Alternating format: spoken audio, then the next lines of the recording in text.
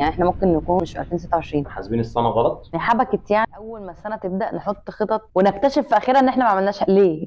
هو الناس بتخاف من فكره ان العمر يجري بيهم وما يكونش حققوا حاجه. هل انا مستعده اكمل لحد ال60 وانا في نفس الشغلانه؟ مفيش حاجه اسمها كوبايه القهوه يوم 10 ما بتاخدش غير 1000 جنيه. هو مش عارف هو بيوند ده هيحقق ايه. اقل من المليون جنيه برضه. يا احلى من دكتور على فكره. نسكيب تو ماتش بلاننج. عندي صوالات وجولات في الخطط، بعمل خطط من وانا 10 سنين، في العشرينات ندمت في الثلاثينات.